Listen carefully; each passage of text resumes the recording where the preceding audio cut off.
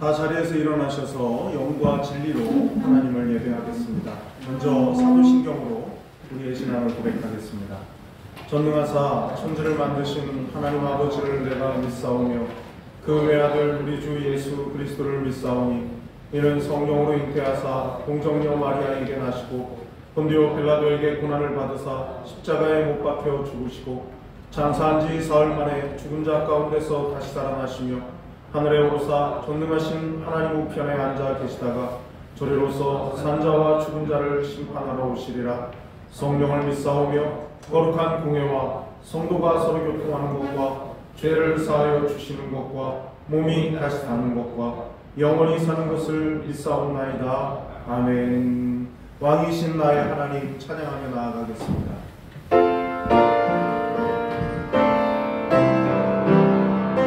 왕이신 나의 하나님, 왕이신 나의 하나님, 내가 주를 높이고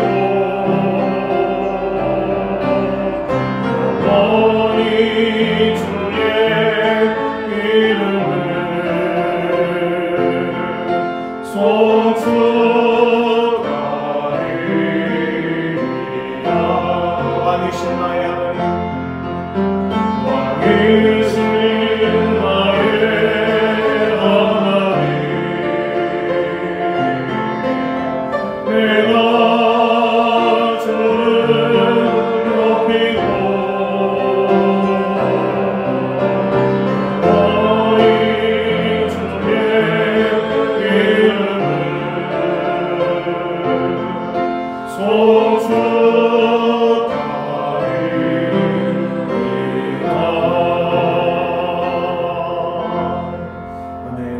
자리에 앉으셔서 내 주 예수 주신 은혜 찬송하겠습니다.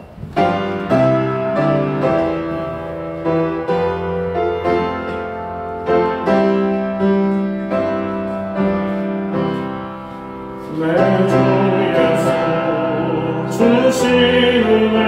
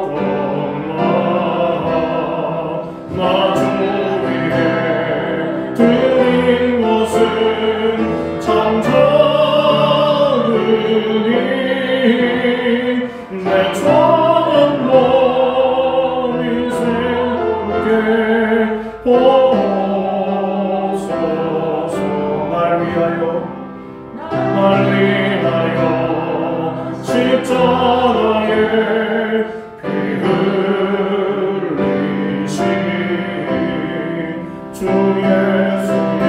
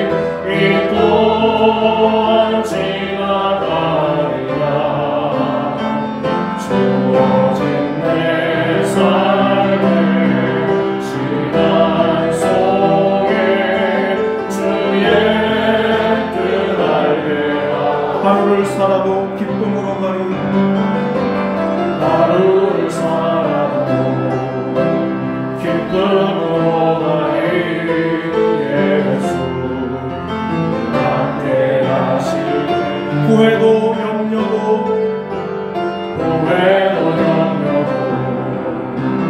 온전히 맡기리 예수는 함께하라 믿음의 눈들어 주를 보니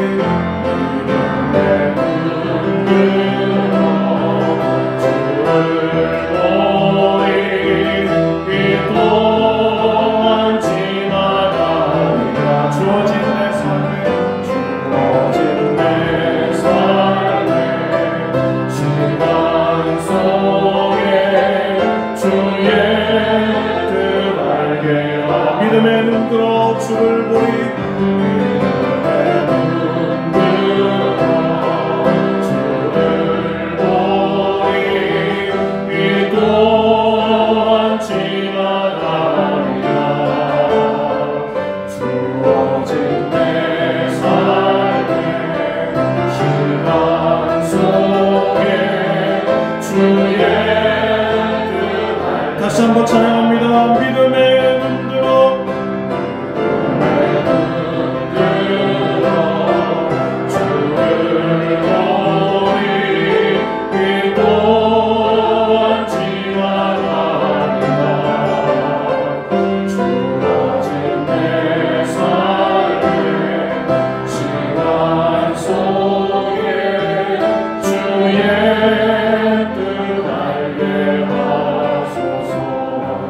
하나님 아버지 은혜와 사랑을 감사를 드립니다. 거룩한 주일을 허락하시어 하나님 아버지께 예배를 드릴 수 있도록 여건을 허락해 주심에 감사를 드립니다. 아직도 코로나19로 인해 우리 성도님들께서 성전에서 예배를 못 드리고 영상으로 예배를 드립니다. 영상으로 예배 드리는 성도님께도 거룩한 예배에 은혜가 넘치게 하시옵소서. 하나님 아버지 코로나19와 이런저런 핑계로 세상과 타협하며 게으름으로 신앙인의 본분을 다하지 못했음을 고백하고 회개하오니 용서하여 주시옵소서. 어려운 환경 속에서도 우리 한사랑교회를 지켜주심에 감사를 드립니다. 이럴 때일수록 예배와 기도 생활에 충실하고 하나님 백성답게 은혜에 감사하여 기쁨으로 하나님께 순종하는 참된 신자가 되게 하여 주시옵소서. 지난 한 해 동안 코로나19로 경험하지 못한 일들을 겪으면서도 지금까지 우리와 함께 하신 하나님께 너무나도 감사를 드립니다. 2021년은 한 해에도 변함없이 저희들을 지켜주시고 선한 길로 인도하여 주시옵소서. 교회의 조직을 위해 기도드립니다. 세우신 담임 목사님을 강건하게 붙들어 주시고 하나님의 말씀을 온전하게 전할 수 있도록 늘 성령의 충만함을 부어 주시옵소서. 각 기관과 부서에서 앞장서 수고하시는 신실하신 일꾼들을 기억하사 축복하여 주시고 교회를 향한 하나님의 질서와 뜻을 분별하여 잘 감당하게 하시옵소서. 또한 모든 직분자들과 섬기는 자들께서 작은 일 하나에도 주님처럼 담게 하시고 하나님께 칭찬받는 일꾼들로 기쁨과 감사함으로 섬길 수 있도록 축복하여 주시옵소서. 교회의 학교를 위해 기도드립니다. 다음 세대를 향하여 저희들에게 맡겨주신 하나님의 자녀들이 말씀으로 바르게 양육되게 하시옵소서. 부흥의 역사가 일어나는 어린이부, 청소년부, 청년부에 이르기까지 모든 자녀들이 걸음마다 주님과 동행하게 하시고 어떤 어려움 속에서도 하나님을 예배하는 자녀들이 되게 하시옵소서. 하나님만을 의지하는 믿음의 군사들로 자라나게 하옵소서. 이를 위해 수고하시는 교역자와 교사들에게 지혜를 주시고 맡겨진 영혼들을 위해 늘 깨어 기도하게 하시고 축복으로 채워 주시옵소서. 여러 가지 어려운 가운데 있는 우리 한사랑교회 성도님들을 기억하여 주시길 원합니다. 특별히 육신이 연약한 하나분들께 그들의 가정을 붙잡아 주시고 위로하시며 치유의 은혜를 속히 베풀어 주시어 살아 역사하시는 하나님께 감사하는 축복을 내려 주시옵소서. 경제적으로 어려운 성도님께는 경제적으로 힘들지 않도록 하나님께서 도와 주시옵소서. 믿지 않는 가족을 위해 눈물을 흘리며 기도하는 간절한 기도를 들어 응답하여 주시옵소서. 코로나19로 지친 경제와 사회가 회복하도록 은혜를 베풀어 주시고 속히 치료제와 백신이 상용화되어 안정을 찾게 하여 주시옵소서. 계속되는 어려움 속에 인해 사회가 불안과 분노로 가득한 이 나라를 평강히 임하게 하시옵소서. 세계 곳곳에서 선교로 수고하시는 선교사님들께 그 사역에 하나님께서 지켜주시고 복음의 능력이 나타나도록 은혜와 축복을 내려 주시옵소서. 우리 교회를 위해 수고하시는 봉사자들에게 그 헌신에 하나님의 위로와 축복으로 내어 주시옵소서. 이 시간 담임 목사님께서 전하시는 하나님의 귀한 말씀에 은혜에 넘치는 축복의 시간을 되게 하여 주시옵소서. 이 추운 날씨에도 우리 성도님들 건강과 안전을 지켜주시고 선한 길로 인도하여 주옵소서. 모든 것 감사드리오며 살아 역사하시는 예수님의 이름으로 기도드리옵나이다. 아멘. 교회 소식을 말씀드리겠습니다. 1월에는 개인과 교회의 영적 성장을 위해서, 성숙을 위해서 기도하시기를 바랍니다. 우리 교회는 주일 예배 그리고 주중 예배 모두 비대면 온라인으로 진행하고 있습니다. 어제 중대본에서 발표한 이제 18일, 그러니까 내일부터 이제 적용되는 방역 지침 다 아마 뉴스를 통해서 접하셨으리라고 생각이 됩니다. 이게 1년 가까이 이렇게 진행이 되다 보니까 우리가 좀 이렇게 마음이 좀 느슨해진 부분이 있지 않나 싶습니다. 아마 어제 다들 깜짝 놀라셨겠지만 가까운 지역에 있는 이웃한 어떤 교회에서 확진자가 10여 명 나온 것으로 그렇게 제가 알고 있습니다. 그러다 보니까 우리가 한 번쯤 생각해 보게 되죠. 뭐냐하면 조금 더 방역 수칙을 지키는 부분에 있어서 우리 스스로가 조금 더 긴장을 더 해야겠다 하는 거죠. 그러니까 개인적으로 위생관리나 뭐 방역 잘 하셔야 되고요. 우리 교회적인 입장에서는 명부 작성하는 부분 같은 경우에 다 정확하게 좀 하셔야 되는데 잘 못하고 있는 것 같아요. 왜냐하면 이제 주중에 들락거리시는 분들은 안 하시는 것 같거든요. 그것도 다 하시는 게 맞습니다. 왜냐하면 이건 사회적인 약속이니까 좀 불편하시더라도 번거로우시더라도 주일에는 이제 안내하시는 집사님이 이렇게 체크도 해주시고 다 하니까 괜찮은데 평일에 예를 들면 어제같이 청소를 하러 오셨다. 그래도 다 하셔야 돼요. 청소하러 왔는데 내 열을 재보니까 좀 높다. 그럼 가셔야 됩니다. 그러니까 이제 그렇게 조금 너무하는 거 아니냐 뭐 이렇게 생각하실 게 아니라 이거는 다른 사람을 위해서 해야 되는 일이니까 그렇게 개인적으로 기도하러 오셨다 가실 때도 다 작성하시고 꼭 그렇게 하셔야 됩니다. 꼭 좀 잘 좀 협조해 주시면 좋겠고요.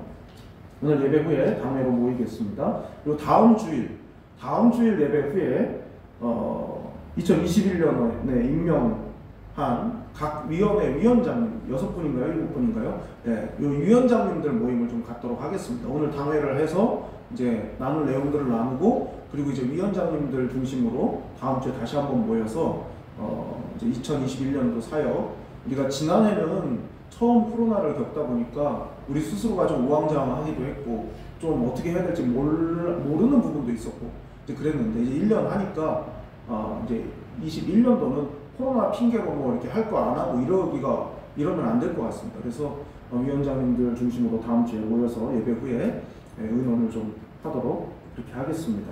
선교 헌금 작정은 12월 마지막 주부터 이제 그 광고를 했던 걸로 기억합니다. 오늘까지만 작정을 하도록 하겠습니다. 완료를 좀 해주시고 제가 이제 전체를 다 이렇게 보니까 선교헌금 작정하신 분들이 월 기준 딱 100만 원이더라고요. 딱 100만 원. 선교헌금 작정하신 분들이. 그러니까 이제 작년에 작정했던 목록을 이렇게 보니까 올해는 안 하신 분들이 계시더라고요. 좀 하십시오. 그래서 작년에 하셨는데 올해 또 작정을 안 하셨거나 지금 이제 온라인 상황이다 보니까 오셔가지고 못 쓰시니까 아마 연세가 좀 있으신 분들은 이제 못 하신 분도 계실 것 같아요. 그래서 문자 메시지로 보내신 분이 한 분 계셨고요, 저한테. 그리고 이제 그게 뭐 문자 메시지로 보내셔도 되고 아니면 글씨로 써서 사진 찍어서 폰으로 전송해 주셔도 되겠습니다. 그래서 조금 더 협조해 주시면 우리가 더 지난해보다 늘려가야지 줄이는 거는 아닌 것 같습니다. 그래서 기도하면서 더 많은 곳을 섬기고 더 풍성하게 섬길 수 있도록 협조해 주시면 좋겠습니다. 나머지 다른 광고는 교회 소식을 참고해 주시면 되겠습니다. 우리 옆에 계신 분들과 또 가족들과 인사하겠습니다. 사랑합니다. 반갑습니다. 좋습니다. 오늘 우리에게 해주시는 말씀은 사도행전 6장 1절에서 7절까지의 말씀입니다. 사도행전 6장 1절에서 7절까지의 말씀입니다.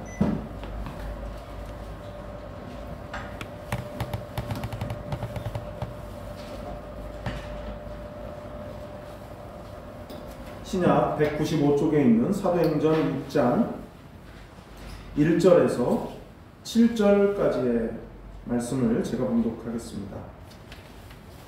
그때 제자가 더 많아졌는데 헬라파 유대인들이 자기의 과부들이 매일의 구제에 빠짐으로 히브리파 사람을 원망하니 12사도가 모든 제자를 불러 이르되 우리가 하나님의 말씀을 제쳐놓고 접대를 일삼는 것이 마땅하지 아니하니 형제들아 너희 가운데서 성령과 지혜가 충만하여 칭찬받는 사람 7을 택하라. 우리가 이 일을 그들에게 맡기고 우리는 오로지 기도하는 일과 말씀 사역에 힘쓰리라 하니 온 무리가 이 말을 기뻐하여 믿음과 성령이 충만한 사람 스데반과 또 빌립과 브로고로와 니가노르와 디몬과 바메나와 유대교에 입교했던 안디옥 사람 니골라를 택하여 사도들 앞에 세우니 사도들이 기도하고 그들에게 안수하니라. 하나님의 말씀이 점점 왕성하여 예루살렘에 있는 제자의 수가 더 심히 많아지고 허다한 제사장의 무리도 이 도에 복종하니라. 아멘. 세상 사람들이 예수 믿는 사람들을, 그리스도인들을 위선자라고 그렇게 비난하는 경우들이 많습니다. 예배당에서는 그렇게 거룩한 척을 하고 열광적인 예배를 드리면서 그리고 기도하면서 세상에서는 위선자로 산다 하는 게 그들의 이야기입니다. 여러분, 그런 세상 사람들의 이야기가 맞을까요? 아니면 틀릴까요? 제 생각에는 틀리지 않다라고 생각합니다. 역설적이게도 그래서 기독교의 진리가 틀리지 않다는 것을 보여줄 수가 있습니다. 기독교의 기본 진리 가운데 하나는 예수 그리스도께서 죄인들을 위해서 오셨다는 것입니다. 교회에서는 거룩한 얼굴을 하면서도 세상에서는 오히려 더 나쁜 모습을 보이면서 사는 그런 위선자요, 죄인인 우리를 위해서 주님이 오셨습니다. 죄인이기 때문에, 그리고 내 자신이 죄인인 줄 알기 때문에 주님이 필요하다고 느끼는 것이고, 그래서 모인 사람들이 교회를 이룬 것입니다. 제가 좋아하는 그 렘브란트라고 하는 화가의 그 그림, 제가 그 그림을 좋아하니까, 그 그림들을 좋아하니까 제가 렘브란트를 흉내내서 그 그림을 그린다고 한번 가정해 보십시오. 제가 미술을 전공한 사람도 아니고 아닐 뿐만이 아니라 너무 그림을 못 그리는 사람에 속하기 때문에 아마 제가 렘브란트의 그림에 감흥을 받아가지고 그 그림을 제가 똑같이 흉내내서 그리려고 한다면 분명히 엉망진창의 그림이 될 것입니다. 그러면 렘브란트의 그 명작들이, 그 그림들이 엉망이 됩니까? 그렇지 않죠. 이와 마찬가지로 우리가 예수 그리스도를 전혀 닮지 못한 삶을 산다고 해서 예수님의 구원이 무효가 되는 것은 결코 아닙니다. 예수님이 구원자가 아닌 것이 아니라 그 말입니다. 그런 사람들, 그림을 그리려고 하지만 늘 그려보면 원래 그 원작하고는 너무나 먼 엉뚱한 그림을 그릴 수밖에 없는 그런 사람들이 모인 곳이 바로 교회입니다. 교회 안에서 못난 인생들의 적나라한 모습이 보일 때 그걸 감추고 숨기면서 아닌 척하는 것이 거룩이 아닙니다.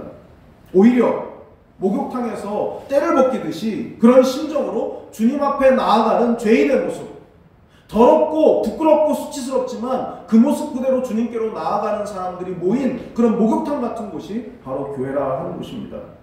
혹여 다른 교우님들의 부끄러운 모습을 보더라도 아, 그게 인간이고 또 그 모습이 내 모습이다 라고 여길 때 오히려 은혜가 됩니다. 자꾸만 교회를 모범생들이 다니는 무슨 독서실처럼 그렇게 만들면 안 됩니다. 망가진 인생, 수리가 필요한 인생들이 모여서 달그락거리면서 시끄럽긴 해도 하나씩 하나씩 수리가 되어가는 것이 교회여야 합니다. 그래서 교회는 시끄럽게 조용해지는 곳입니다. 교회는 그런 곳이에요. 시끄러운 곳이지만 조용해지는 곳. 여기저기서 고쳐지는 소리로 시끄럽기도 하지만은 그러나 수리가 이루어지는 곳. 그것이 바로 건강한 교회 아니겠습니까? 아무 일도 안 일어나는 것처럼 조용한 교회는 어쩌면 시한폭탄처럼 그렇게 터질 준비를 하고 있는 교회일 수 있습니다. 다들 거드름을 피우고 아무 문제 없는 것처럼, 다 모범적인 것처럼 그렇게 연기하는 교회는 건강한 교회가 아닙니다. 본문은 박해를 이겨내고 부정한 그런 사건을 수습한 예루살렘 교회에서 벌어진 시끄럽지만 조용해진 사건에 관한 내용입니다. 불미스러울 뻔했던 이를 계기로 오히려 교회는 더 탄탄해졌고 그 중심에 믿음과 성령이 충만한 사람들이 있었습니다. 오늘은 본문 속에 나타난 바로 그 사건과 성령이 충만한 사람들이 있었던 그 장면을 통해서 교회가 어떻게 세워지는가, 그리고 나는 어떤 성도가 될 것인가를 각자 생각하면서 건강한 교회에 대한 꿈을 꾸는 그런 시간이 될 수 있기를 바랍니다. 첫 번째로 생각해 볼 것은 선한 일을 할 때에도 원망이 나올 수 있다는 것입니다. 자, 1절을 볼까요? 그때 제자가 더 많아졌는데 헬라파 유대인들이 자기의 과부들이 매일의 구제에 빠짐으로 히브리파 사람을 원망하니. 예루살렘 교회는 사도들에게서 직접 복음을 듣고, 그러니까 말하자면 사도들에게 전도받은 사람들로 이루어진 교회였습니다. 그 중에 주로 아람어를 사용하는 히브리파 유대인들이 주축이 되고 그들이 주류를 이루었습니다. 하지만 반대로 그리스어를 쓰는 헬라파 유대인들이 또 일부 있었습니다.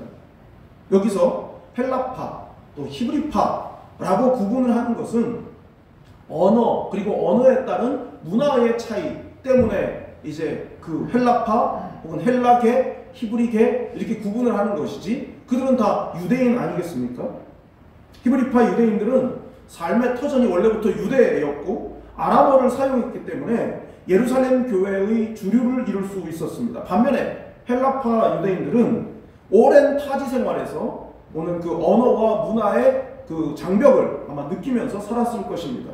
그 상황에서 가난하게 홀로 살아가던 헬라파 유대인의 과부들, 그 과부들이 교회가 제공해주는 구제의 혜택을 받지 못하는 일이 생겼습니다. 평생 타국에서 서럽게 살다가 남편마저 잃고 혼자 사는 것 자체가 어렵고 힘들었는데 구제에서마저 제외가 된 것입니다. 그러자 헬라파 유대인들이 원망하기 시작합니다. 처음에는 아마 그렇게 생각하지 않으려고 했을지도 모릅니다. 그러나 몇 차례 몇몇 사람들, 그 과부들이 자꾸만 구제에서 제외되는 일이 겹치면서 아마 누구라도 헬라파 유대인들은 원망을 했을 것 같습니다. 분명히 예루살렘 교회는 구제와 봉사의 사역을 감당했습니다.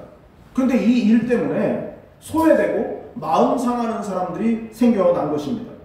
좋은 일을 하는데, 구제라고 하는 좋은 일을 하는데 문제가 생겼습니다. 더군다나 예루살렘 교회는 박해의 거센 파도를 헤치면서 부흥하던 그런 성장한 교회였습니다. 그런데도 문제가 있었어요. 왜 그랬을까요? 교회를 이루는 성도들이 불완전했기 때문입니다. 우리가 여기서 생각해야 될 것은 교회가 선한 일, 좋은 일, 옳은 일을 할 때에도 원망할 만한 일이 일어날 수 있음을 인정하는 겁니다. 옳은 일을 하는데, 좋은 일을 하는데, 하나님 보시기에 합당한 일을 하는데 어떻게 원망할 만한 일이 생길 수가 있어가 아니라 있어가 되어야 된다는 거죠. 아무리 그것이 선한 일이고 옳은 일이고 하나님 편에서 좋은 일이라 할지라도 우리가 부족하기 때문에 얼마든지 그 상황에 실수가 일어날 수 있고 그리고 그 속에서 원망할 수도 있다 하는 겁니다. 왜냐하면 우리가 불완전하기 때문에. 헬라파 과부들이 구제에서 소외된 일은 마귀의 역사다라고 할 수 없습니다.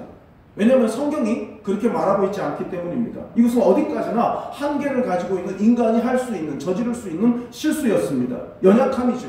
그런데 문제는 원망입니다. 원망. 실수로 헬라파 유대인들, 그 중에서도 헬라파 유대인의 과부들을 구제에서 제외시킨 거, 혹은 그 중에 누군가가 그들은 수가 많지 않으니까 하고 무관심하다 보니까 벌어진 그런 실수였을 수도 있겠죠. 근데 그것이 마귀의 역사라고 하지 않습니다. 그건 그저 인간의 연약함 때문에 있었던 실수에 불과합니다. 그런데 문제는 그 일로 원망을 했다는 겁니다. 이 원망한다라는 말, 공구스모스라는 말이거든요. 헬란말로. 이 공구스모스라는 말은 수군거리다, 소곤거리다, 투덜대다, 이런 뜻이 있어요. 그러니까 여기서 우리가 생각해 봐야 될 것은 원망할 만한 일이 있었다고 해서 원망으로 이어지지 않아야 되는데, 예루살렘 교회의 잘못은 원망했다 하는 것이죠. 드러내놓고 불만을 표시한 게 아니라 이 공구스모스가 소곤거리다 그런 뜻이니까 돌아서서 다른 사람들 모르게 몇몇 사람들이, 헬라파 유대인들이 이제 불평을 늘어놓기 시작하고 수군거리기 시작했다 하는 것입니다. 불만스러운 일이 있을 수는 있지만 그것이 마귀의 역사는 아니죠. 불만스러운 일 자체가 마귀의 역사는 아닙니다. 문제는 그 불만스러운 일을 가지고 격한 감정을 토로하고 누군가를 원망하는 일로 말하기 시작하면 그래서 마귀의 역사가 될 수 있다는 겁니다. 원망하는 것은 마귀가 역사하기 좋은 조건을 만들어주는 거예요. 앞서 말씀드린 바와 같이 교회도 사람이 모이는 곳이기 때문에 얼마든지 옳은 일, 좋은 일을 하면서도 섭섭한 사람이 생길 수 있고 또 원망할 만한 일이 생길 수도 있습니다. 죄인이기 때문에 그럴 수 있다라고 여기시기 바랍니다. 그러나 만일 그것이 해결이 안 된다면 대화를 하십시오. 대화. 공구스모스, 소곤거리지 말고 대화를 하십시오. 죄를 하려다가 열정이 있다 보니까 열정과 열정이 같은 방향이 아닌 경우에 충돌이 일어날 수 있는 거 아니겠습니까? 얼마든지 그럴 수 있어요. 그러니까 얼마든지 그럴 수 있다라고 인정하면서 대화를 해야죠. 대화를. 공구스모스가 아니라. 감정을 완전히 빼기가 어렵습니다. 왜냐하면 서운한 마음이 깔려있기 때문에. 그렇지만 그럼에도 불구하고 그 감정을 최대한 다스리면서 존중하고 솔직하게 이야기하십시오. 그러나 공구스모스, 없는 자리에서 원망하고 소곤거리면서 투덜대는 것은 하지 마십시오. 왜냐하면 마귀가 역사할 환경을 만들어주는 것이니까. 여러분의 열정 가득한 헌신을 마귀가 살짝 방향을 틀어서 나는 의롭고 너는 악하다 라는 식으로 판단하는 죄에 빠지게 만들 수 있기 때문에 원망하고 공구스모스, 소곤거리고 투덜대는 것은 하지 않아야 합니다. 여러분은 어떻습니까? 주님께서 기뻐하실 일을 선하게 시작했지만 관계의 문제로 일을 그르친 적은 없으십니까? 봉사의 일을 했던 것보다, 그 봉사의 일보다 누군가를 깎아내리거나 과장하거나 상처 준 그 일이 더 기억에 남지는 않으십니까? 우리는 연약합니다.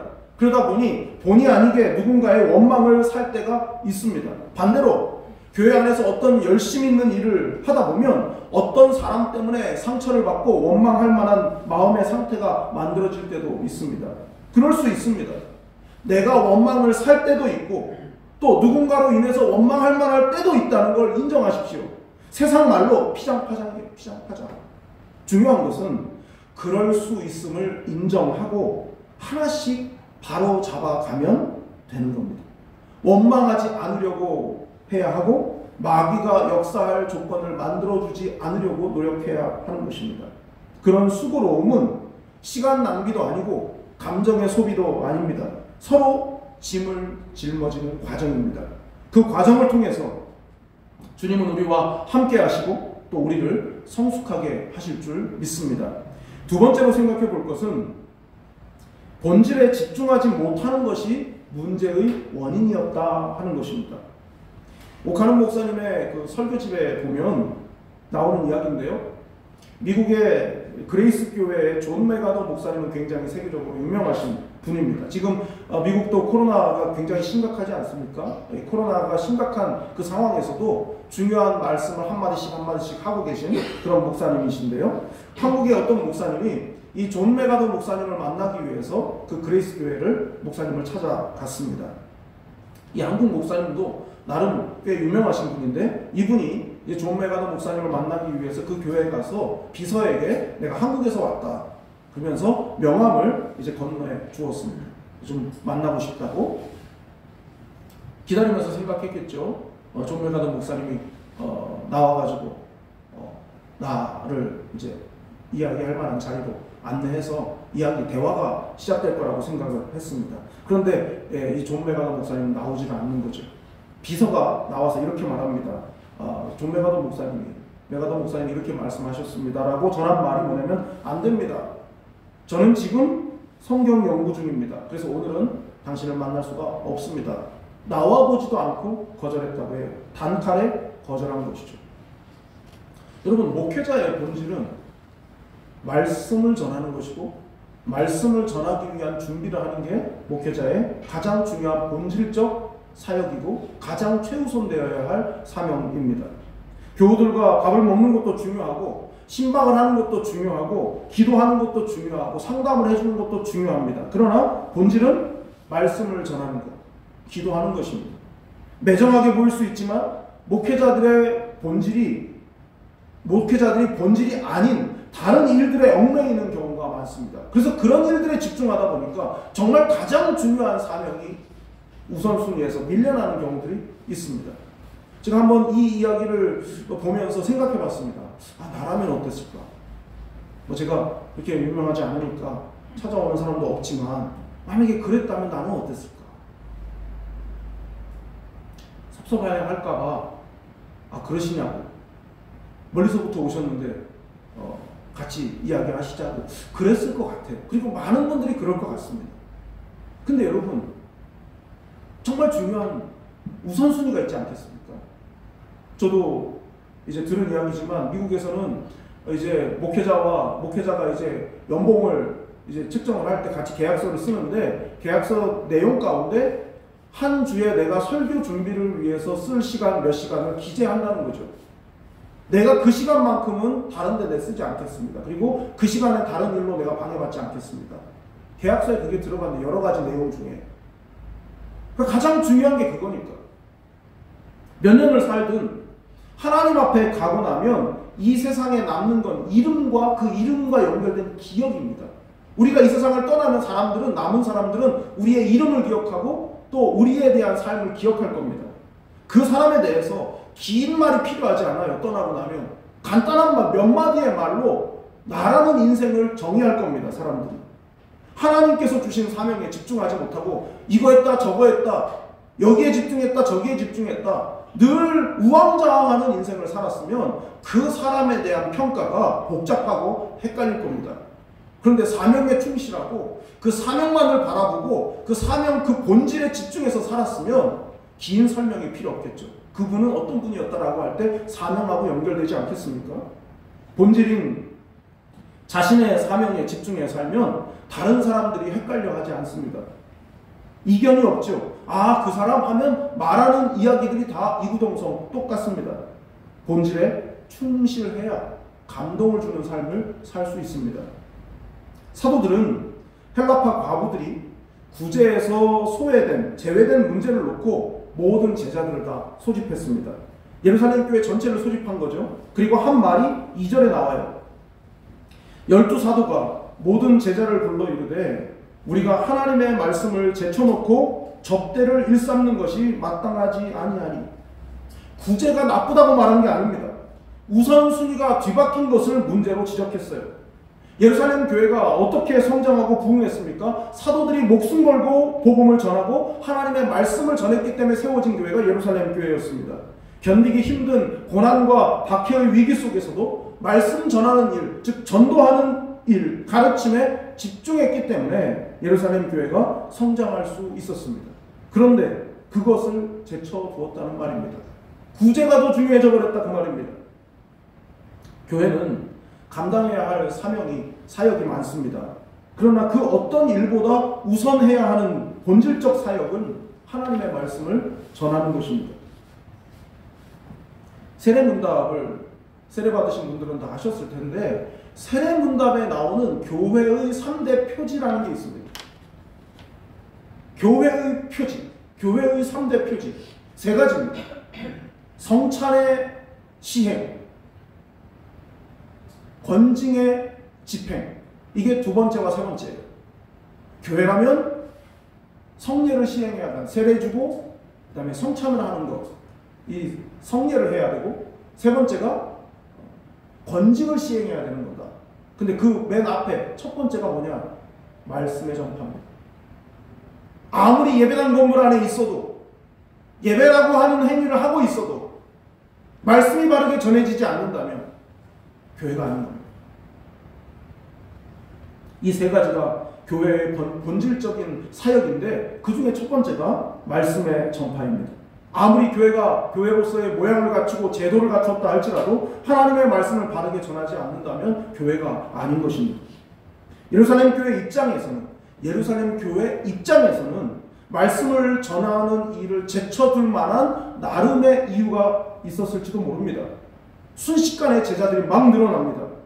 그래서 교회는 아직 뭔가 준비가 안 된 상태에서 막 사람들이 늘어나기 시작하니까 공간의 문제가 있었을 것이고 내부적인 어떤 질서의 문제도 분명히 있었을 것입니다. 한꺼번에 많은 문제들이 쏟아지면서 그것을 사도들 중심으로 그 모든 문제를 다 해결할 수가 없었던 거죠. 그러다 보니까 사도들은 말씀을 제쳐두게 된 것입니다. 중요하면서도 최우선인 일을 항상 1번에 두어야 되는데 중요하지는 않지만 급한 일을 자꾸 1번의 자리에 놓다 보니까 본질을 등한히 하고 제쳐두게 되었던 것입니다. 그렇다고 해서 나쁜 일을 한 것은 아니니까 괜찮지 않냐? 이것은 안 됩니다. 왜냐하면 교회의 본질이 하나님의 말씀을 바르게 전하는 것이기 때문입니다. 말씀으로 바로 선 교회의 사역이 하나님을 기쁘시게 하고 열매도 기대할 수가 있습니다. 아무리 좋은 일이어도 하나님의 말씀보다 우선일 수 없는 것이죠. 교회는 철저히 하나님의 말씀으로 돌아가야 합니다.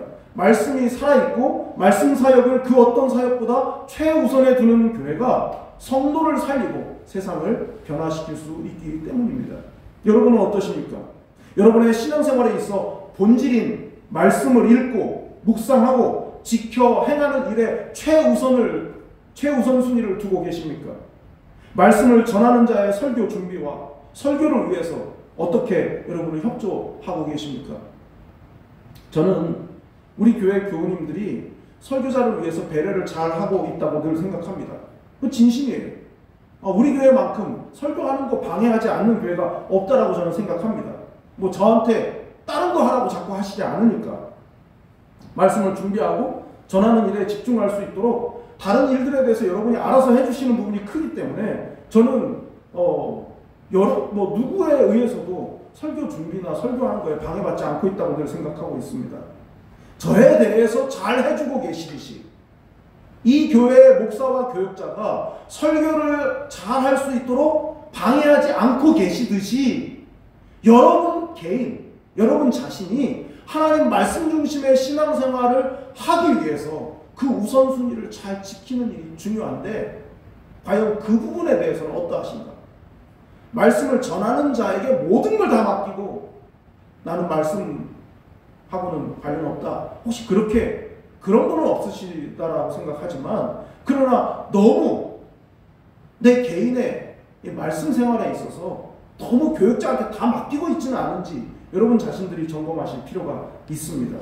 여러분의 영혼을 위해서 가장 중요한 사명을 맡은 사람은 여러분 자신이거든요. 여러분 영혼의 가장 중요한 사명자는 바로 여러분이에요. 본질인 말씀 생활에 집중하시기를 바랍니다. 여러분 자신이 살아야 남도 살릴 수 있습니다. 여러분이 영적으로 시한부 인생인데 어떤 누구의 영혼을 위해서 섬기고 도울 수가 있겠습니까? 교회가 철저히 하나님의 말씀으로 돌아가려면 그럼 어떻게 해야 할까요? 마지막 세 번째로 사역의 짐을 나누어 져야 합니다. 자, 3절 4절을 보겠습니다. 형제들아 너희 가운데서 성령과 지혜가 충만하여 칭찬받는 사람 7을 택하라. 우리가 이 일을 그들에게 맡기고 우리는 오로지 기도하는 일과 말씀 사역에 힘쓰리라 하니.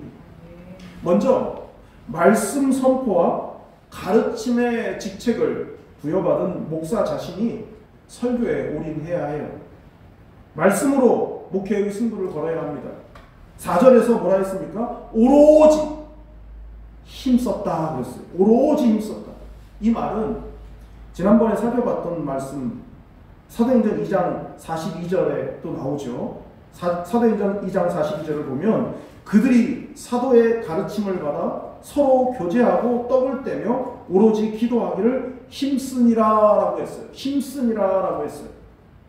여기서 힘쓰니라라고 하는 이 헬란 말은 프로스카르테레오라는 말입니다. 프로스카르테레오. 어디에 찰싹 달라붙다. 어디에 찰싹 달라붙다. 힘썼다는 건 어디에 찰싹 달라붙었다는 겁니다. 기도에 힘썼다는 말은 기도에 찰싹 달라붙어 있었다. 말씀 전하는 일과 기도하는 일에 힘쓰겠다라는 말은 말씀 전하는 것과 기도하는 일에 찰싹 붙은 삶을 살겠다 하는 뜻입니다. 초대교회 성도들은 교제의 떡을 떼는 일, 기도하는 일, 거기에 찰싹 달라붙어 있었습니다. 그리고 그 결과 믿는 자의 수가 날마다 늘어났습니다. 오늘 본문에서도 똑같은 단어가 쓰였는데요. 말씀 전하는 자는 자신의 정체성을 어디서 확인합니까? 말씀을 전할 때.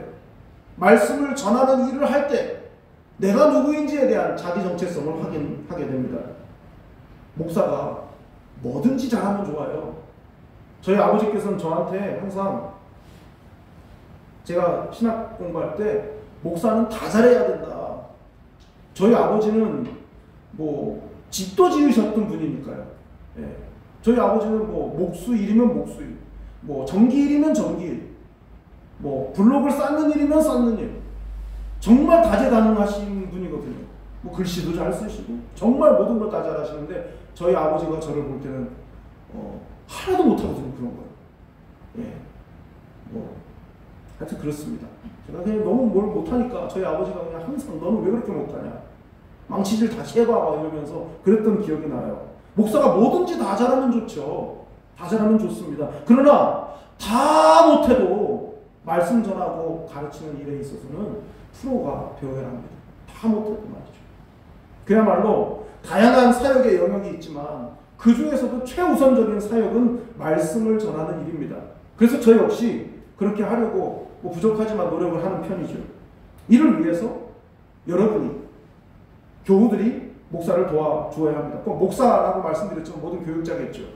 목사가 설교를 잘할 수 있도록 기도하는 것과 또 사역의 집중력을 말씀 사역에 쏟아 부을 수 있도록 협력해 주셔야 합니다. 자, 다시 3절과 4절을 보면 형제들아 너희 가운데서 성령과 지혜가 충만하여 칭찬받는 사람 7을 택하라. 우리가 이 일을 그들에게 맡기고 우리는 오로지 기도하는 일과 말씀 사역에 힘쓰리라 하니. 모인 모든 예루살렘 교회 성도 앞에서 사도들은 딱 잡아서 얘기하죠. 기도하는 일과 말씀 가르치는 일에만 집중하겠다. 다른 사역은 사람을 세워서 그들이 하도록 하겠다라고 말해요. 중요한 것은 사도들의 말을 들은 성도들의 반응 아니겠습니까? 자, 5절 6절입니다. 온 무리가 이 말을 기뻐하여 믿음과 성령이 충만한 사람 스데반과 또 빌립과 브로고로와 니가노로와 디몬과 바메나와 유대교에 입교했던 안디옥 사람 니골라를 택하여 사도들 앞에 세우니 사도들이 기도하고 그들에게 안수하리라. 기도하는 일과 말씀 전하는 일에 집중하겠다는 사도들의 말을 들은 교우들은, 성도들은 전적으로 동의하고 또 기뻐했습니다. 그리고 사도들의 말대로 사역의 짐을 나누어 질 사람, 즉 교회의 지도자, 책임자를 그들이 직접 정했습니다. 흔히 말하는 7 집사의 명단이 거기 나와 있죠. 사도들과 성도들이 이미 이 과정에서 분업이 이루어졌다 할 수 있습니다. 사도들은 사람을 선정하는, 택하는 기준을 제시했고 성도들은 그 기준에 적합한 사람들을 찾아냈습니다. 이미 이 순간부터 사도들의 사역에 대한 위임이 이루어진 것이죠. 사도들은 성령과 지혜가 충만하여 사람들로부터 칭찬을 들을 수 있는 검증된 사람들을 뽑으라 하였고, 그 과정에서 이름을 지목하지는 않았습니다. 성도들을 믿고, 성도들이 분별력이 있어서 누가 성령과 지혜가 충만해서 사람들로부터, 성도들로부터 인정을 받고 칭찬을 듣는지 성도들이 잘 뽑아낼 거라고 생각한 것입니다. 그리고 그 기준에 합당한 사람들을 뽑아서 데리고 오자 아무 말 없이 안수했습니다. 그리고 그들에게 직분을 맡겼어요. 그 결과가 뭡니까? 7절입니다. 하나님의 말씀이 점점 왕성하여 예루살렘에 있는 제자의 수가 더 심히 많아지고 허다한 제사장의 무리도 이 도에 복종하니라. 놀라운 결과가 있었어요. 첫 번째, 제쳐두었던 말씀이 회복되는 역사가 나타난 거예요. 사도행전에 3번 나오는 말씀의 흥왕, 말씀의 흥왕과 관련한 첫 번째 기록이죠. 말씀을 제쳐두었었는데 말씀을 가운데다, 맨 위에다 두니까 부흥이 일어났다 그 말이에요. 사역의 짐을 나누어지니까 그 첫 번째 혜택은 성도들의 영적인 회복, 성도들이 영적으로 살아나는 거였다 이거죠. 말씀이 최우선이 되고 말씀이 중심이 되니까 교회가 유명해진 게 아니라 성도들이 살아났다 그겁니다. 나는 말씀을 제쳐두었었는데 이제 말씀과 기도에만 내가 집중하겠다. 그 말을 들었을 때 이제 뭐 신방 안 하겠다는 거야, 이제 뭐 행사 안 하겠다는 거야, 이런 게 아니라 기뻐했다고요. 그런 사람들이 부흥을 경험하는 겁니다. 여기에 더해서 하나님께서 보너스로 주신 은혜가 있습니다. 제자의 수가 더 많아지는데 예전과 달리 더 심히 많아졌다고 그랬어요. 사역의 체계가 세워지기 전에는 더하더라였어요. 앞에서는 부흥을 기록할 때 더하더라, 제자의 수에 더하더라 이렇게 기록했었는데 오늘 본문 속에서는 더 심히 많아졌다, 폭발적인 성장을 했다는 거죠. 교회가 도저히 주님 앞에 나올 수 없을 것 같았던 제자들, 누굽니까? 제사장들, 그들까지도, 제사장의 무리까지도 이 부흥에 합류했다 그 말이에요. 허다한 무리가 하나님의 말씀에 복종하는 역사가 나타났습니다. 결국 말씀의 삶을 맞추는 사람들이 많아질 때, 본질에 집중할 때 부흥의 역사가 일어났음을 알 수 있습니다. 저는 이 말씀을 묵상하면서 조직과 체계라고 하는 것이 얼마나 영적인 것인가 하는 것을 알게 되었습니다. 여러분, 교회의 본질을 무엇으로 찾아내고 무엇을 근거로 그 조직을 세워나가겠습니까? 말씀입니다. 말씀. 세상 사람들이 정부 조직이나 어떤 회사의 조직이나 이런 거에 전문가들, 뭐 행정학 박사, 뭐 이런 사람들이 교회의 행정체계나 조직체계를 보면 약간 우습게 보일 수도 있어요. 그들은 생산을 하는 거지 생명을 키워내는 게 아니기 때문에 그 관점으로 보면 교회의 조직이 허술해 보일 수 있습니다. 그러나 교회는 그렇지 않아요. 교회는 생산이 아니라 생명을 낳는 거거든요. 그래서 말씀을 통해서 성경적인 교회를 세우려고 하는 비전을 가질 때 그 교회의 앞날에 희망이 있는 것 아니겠습니까? 교회의 본질을 어디에서 찾아내겠습니까? 교회가 어떤 조직을 갖춰야 되는지 무엇을 근거로 삼으시겠습니까? 성경이죠. 그러려면 말씀을 전하는 자, 그리고 말씀에 순종하려는 열정을 가진 자들이 교회를 이끌어가야 합니다. 앞으로 교회가 직분자를 세울 때 반드시 기억해야 할 이야기입니다. 말씀에 순종할 수 있는 사람이 교회의 지도자가 되어야 됩니다. 하나님의 말씀이 신앙생활에 가장 중요한 우선순위인 사람이 교회의 지도자가 되어야 됩니다. 내 생각이 여기까지 올라오다가도 하나님의 말씀이 그게 아니고 하나님의 뜻이 그게 아니라면 이걸 꺾고 참을 수 있는 사람이 지도자가 되어야 합니다. 그리고 분명한 것, 믿음과 성령이 충만하고 교우들로부터 칭찬 들을 수 있는 사람이 지도자가 되어야 합니다. 그 사람들을 따르려는 사람들이 말씀 중심으로 신앙생활을 하고 있고 이끄는 사람들이 말씀 중심이라면 교회를 하나님이 책임져 주시지 않겠습니까? 본문 전체의 흐름은 가장 강력한 메시지는 한 단어, 단 하나입니다. 말씀을 전하는 자나 그 말씀을 받고 깨닫는 자 모두 삶의 최우선순위가 말씀이어야 한다는 겁니다. 설교자는 말씀을 연구하고 전하는 일에 올인해야 하고, 말씀을 듣는 자는 그 말씀이 교회 안에서 흥황할 수 있도록 사역의 현장에서 말씀에 순종하는 태도를 가져야 합니다. 성도들이 뽑고 성도들이 세운 7명의 사람들을 한마디로 말할 때 믿음과 성령이 충만한 사람이라고 했습니다. 그들을 세웠기 때문에 원망으로 시작된 문제거리가 교회에서 사라지기 시작했고, 오히려 이를 계기로 교회는 더 건강한 교회로 성장할 수 있었습니다. 부흥은 하나님이 하시는 일입니다. 그 부흥을 이루기 위해서 우리가 해야 할 일이 있습니다. 말씀이 흥황케 되기 위해서 목사도 교회도 오로지 말씀에 집중해야 합니다. 지금 때가 얼마나 좋습니까? 밖에 안 나가도 되고 재택으로 근무하고 내가 내 시간을 내가 관리할 수 있고, 이럴 때 잠잠히 하나님의 말씀을 읽고 묵상하고, 여러분이 하나님 앞에서 새해를 맞아서 내가 말씀 생활에 있어서 내가 뭘 해야 될까 마음의 정리를 하십시오. 나는 읽어야겠다. 그럼 읽으십시오. 하루에 3장을 읽겠다. 그럼 읽으세요. 난 하루에 1장을 쓰겠다. 그럼 쓰십시오. 방법은 많습니다. 할 수 없는 게 아니란 말이죠. 말씀을 따라서 사역의 짐을 나누어질 때 성령께서 일하실 수 있습니다. 성령께서 일하실 수 있는 구조가 되어야 교회는 부흥합니다. 근데 그 구조를 만드는 사람은 각자예요. 내가 하나님의 말씀에 귀를 기울이는 사람, 그게 1번이에요. 그게 안 되면 나머지는 다 잔재주 부리는 겁니다. 여러분은 어떠십니까? 여러분이 신앙생활에서 가장 힘쓰시는 일은 무엇입니까? 우리 교회는 사역의 짐을 나누는 일에 몇 점 정도 하나님이 주신다고 생각하십니까? 그 부족함을 누가 채워야 될까요? 사랑하는 교회 여러분, 한번 상상해 보시기 바랍니다. 성도 한 사람 한 사람이 하나님의 말씀에 집중하고 그 말씀대로 힘쓰는, 그 말씀대로 살려고 힘쓰는 프로스카르테레오, 찰싹 달라붙어 있는 모습 한번 상상해 보십시오. 말씀대로 살고 나 말씀에 순종하리라, 기도하고 말씀 읽는 일에 내가 최선을 다하리라, 찰싹 달라붙어 있는 그 모습 말입니다. 그런 사람들로 채워진다면 한 사람 교회는 분명히 세상을 변화시킬 힘을 갖는 공동체가 될 것입니다. 먼저 여러분이 말씀에 헌신하십시오.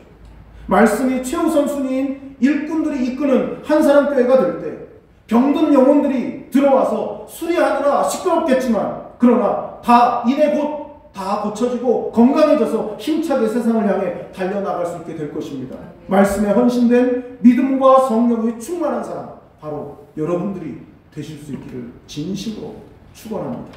기도하겠습니다. 하나님 아버지, 우리의 귀에 들리는 이야기들이 원망이 섞이기도 하고 불평이 있기도 하고 수군거리는 소리도 있을 수 있습니다. 우리가 부족하기 때문에 그런 모든 일들이 일어날 수 있다고 인정합니다. 그러나 아버지 하나님, 그러나 그 모습 그대로 두고 가는 교회, 그대로 두고 가는 신앙생활이 아니라 원망할 만한 일이 생겼을 때 하나님의 말씀을 제쳐두지는 않았는지 돌아보고 점검하면서 말씀 그대로를 살아내는 우리 개인, 그리고 우리 한 사람 교회가 될 수 있도록 인도하여 주시옵소서. 말씀을 제쳐두었던 그들이 말씀을 최우선으로 삼았을 때 말씀이 흥황하고 기쁨이 가득하고 회복의 역사를 경험했던 예루살렘 교회처럼 우리 한 사람 교회와 우리 한 사람 교회에 속해 있는 모든 교우들이 바로 그 은혜를 경험할 수 있도록 인도하여 주시옵소서. 사랑이 많으신 예수님의 이름으로 기도드리옵나이다. 아멘. 다 자리에서 일어나셔서 원하고 바라고 기도합니다. 찬양하고 기도하겠습니다.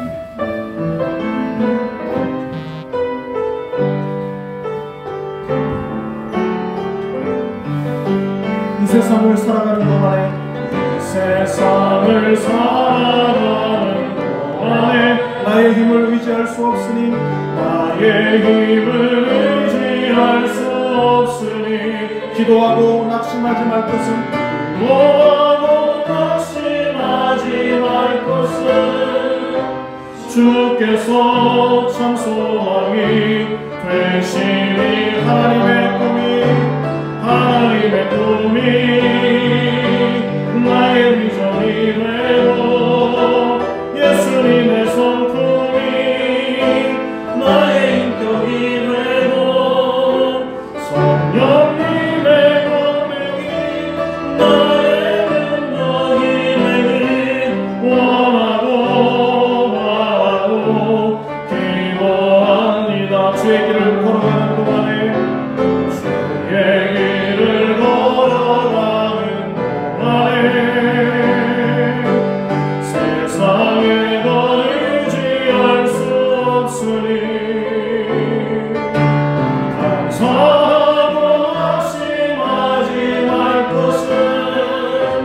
주께서 참 기쁨이 되시리라.